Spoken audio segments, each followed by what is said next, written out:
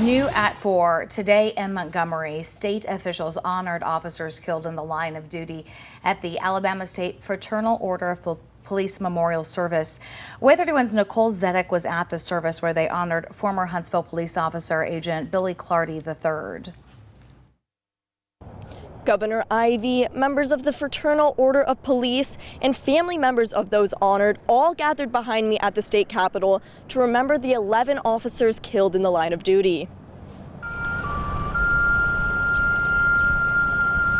I know that today is a difficult reminder of your loss, but it is a privilege to join you as we honor these 11 heroes. One of the officers honored was former Huntsville police officer Agent Billy Clardy III. Billy Fred Clardy III. Clardy's family placed a flower in his memory. Agent Clardy was shot and killed in 2019 during a narcotics operation with the North Alabama Drug Task Force. He served the city of Huntsville for 14 years. Speakers at the event emphasized how the sacrifices our officers make often go unnoticed in today's climate. In a time when law enforcement around the country is being physically and verbally abused and attacked, let us affirm today that here in Alabama, we hold our men and women in blue in high regard and will always support them. The service focused on honoring Alabama's officers for all that they give. We cannot and we shall not ever forget their sacrifice and service. Reporting in Montgomery, Nicole Zedek, WAAY 31 News. Today's ceremony honored officers from both 2019 and 2020 since they were not able to hold an event last year due to the coronavirus. After some storms last night, we are seeing a cooler and clear end to the work week. WAAY 31 Chief Meteorologist Kate McKenna joins us now from the Storm Tracker Weather Center with what we can expect this Mother's Day weekend. Kate. And not a cloud in the sky right now in your view over Muscle Shoals. Stunning end to the work week. Temperatures still a little bit on the cooler side. I know that 70s seem like it is pretty mild for this time of year, but our actual average high is about 80 degrees. We're at 71 right now in Muscle Shoals. And the view across the WAAY 31 Air Care System Sky Camera Network is pretty much the same in every single location. Way more blue sky than cloud cover today. Temperature-wise, although we are in the lower 70s in Muscle Shoals, we're at 67 in Moulton and Decatur, 69 in Huntsville, Fayetteville, 66 degrees. Coolest spot on the board right now goes to Gunnersville at 64 degrees. All across the WAAY 31 Storm Tracker early warning radar network. It's a quiet picture. Nothing like what we had rolling through yesterday. Here's your quiet view around Muscle Shoals.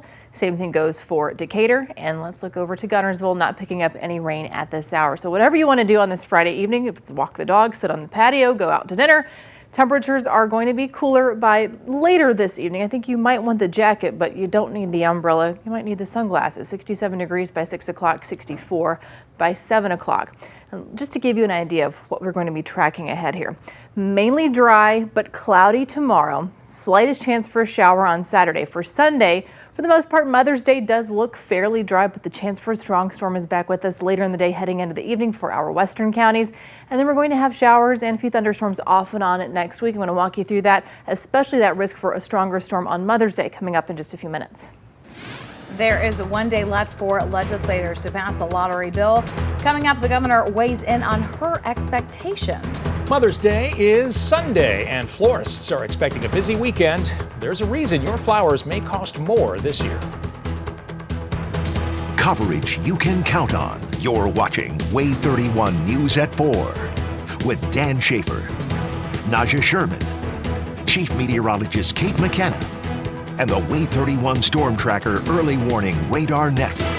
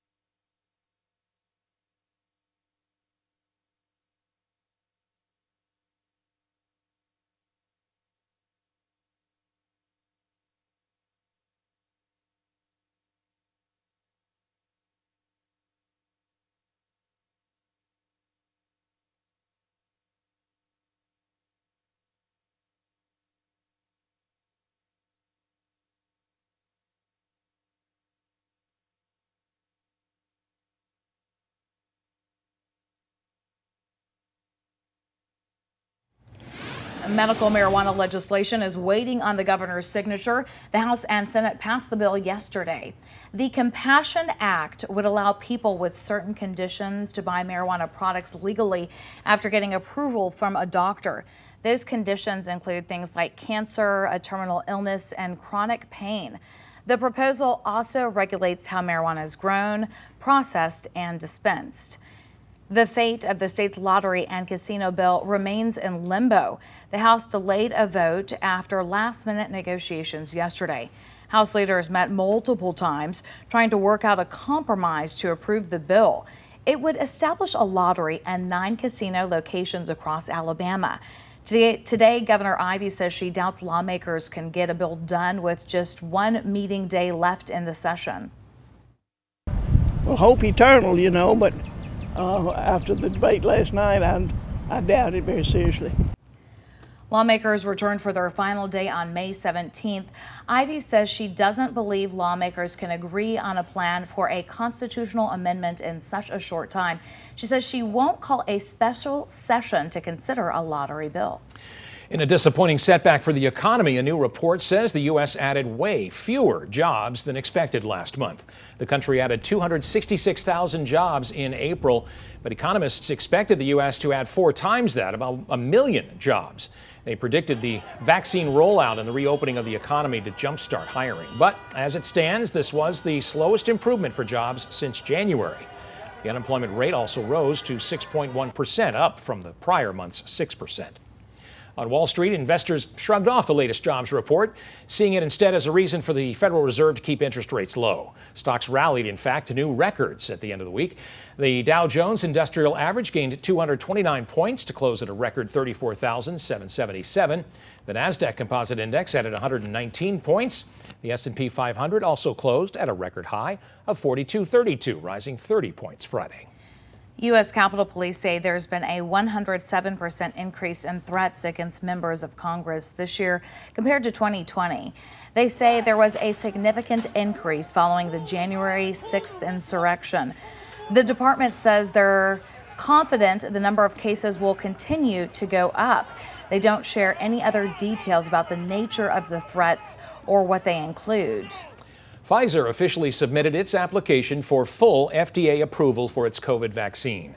Pfizer will submit the necessary data over the next several weeks, and then the FDA will take several months to review the data. Pfizer's COVID vaccine is currently under emergency use authorization from the FDA.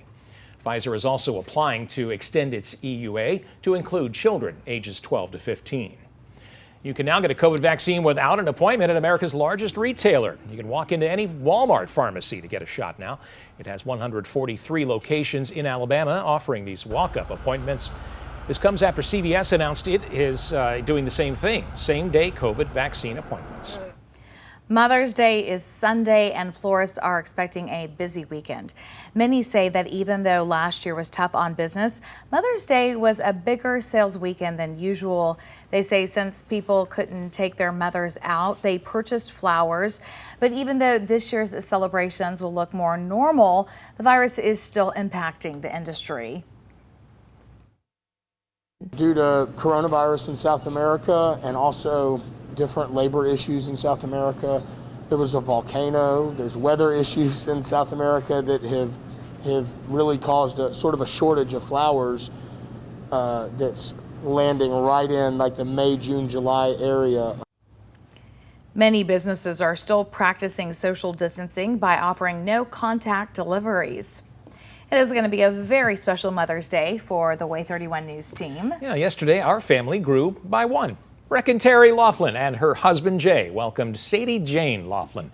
She weighs 9 pounds and is 20 inches long, and everyone is healthy and happy. We're excited to bring you that news. We're all, of course, missing Brecken for the next few weeks. Said they're going to spend all that time loving on little Sadie, and we want to congratulate Brecken and her husband Jay. You can share any messages for her by commenting on the article on our Facebook page.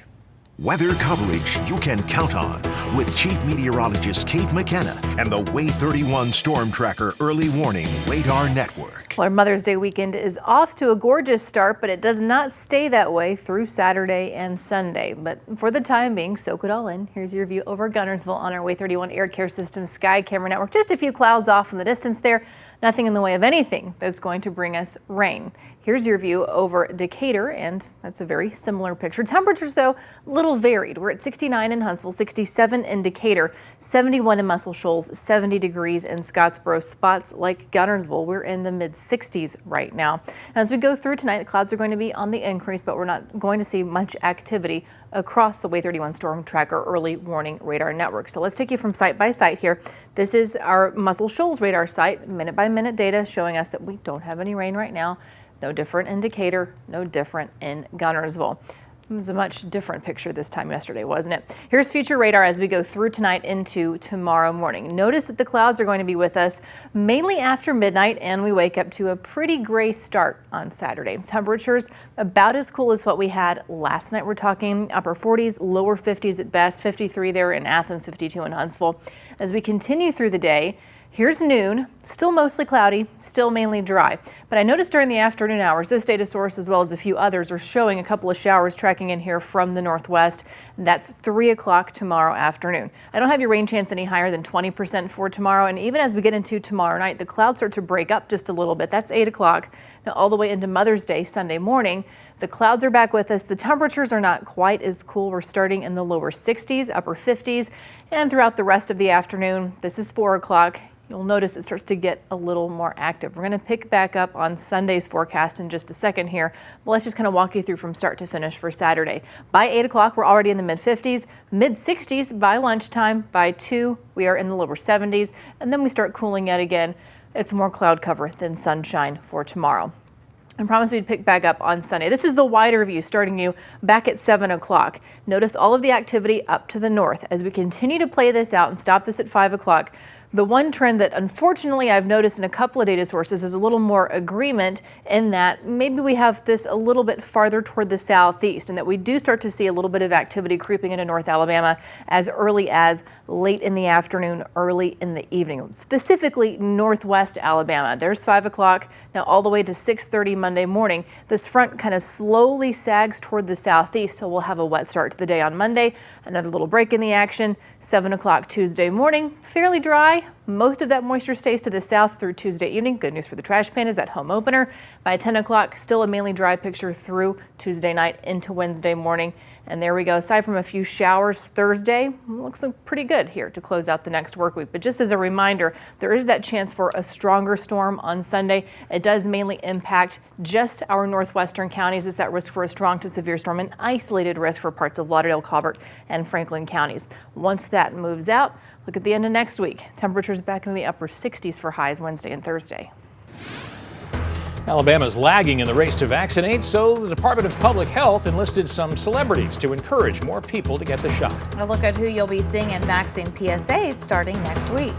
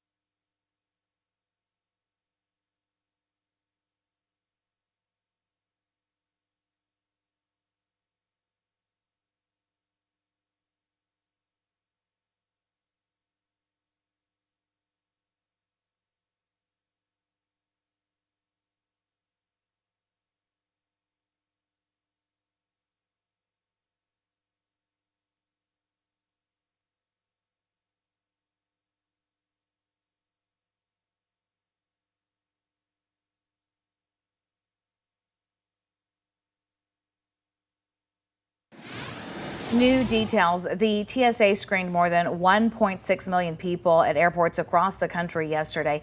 It's the highest number of travelers since the pandemic began.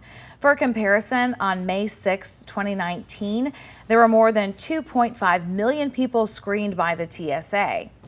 And that comes as a forecast model predicts 185 million Americans will be vaccinated against COVID by the fall. That is according to the University of Washington. The model shows more than 70% of Americans will have at least one shot by the end of this month. 65% will be fully vaccinated by mid-June. So far, the state of Alabama has administered more than 2.6 million doses of the COVID-19 vaccine. More than 1.1 million are fully vaccinated, and more than 1.5 million people have gotten at least one dose of the vaccine. The state has administered at least 14,000 doses a day this week. New at 4, the Wall Street Journal reports that Coach Nick Saban will be appearing in public service announcements encouraging people to get the vaccine. The Department of Public Health said they will run next week on TV, radio, and on social media. Others who have recorded messages for the campaign include Senator Tommy Tuberville, SEC Commissioner Greg Sankey, and Charles Barkley. Nationwide, the U.S. is starting to see improvement in the COVID-19 situation. While some experts say that we could be on the right track when it comes to containing the virus.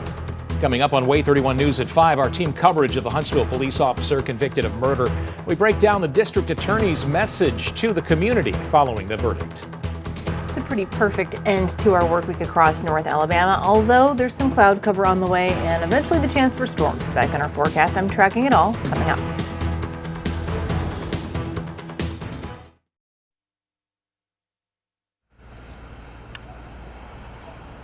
Mic check 1 2 3 4. You know how I have that thing where I always walk into proposals? No. What about now? No, that ain't. What? I put it at 0. How did it make it louder? What in the world is going on? It is literally at 0. 1 2 3. I put both of them at 0 and it's still giving me this. My camera has been weird all day long.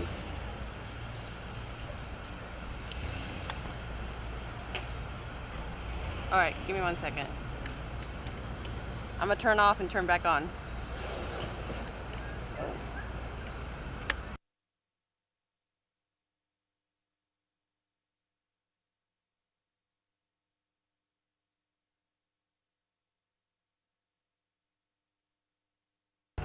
What? Okay.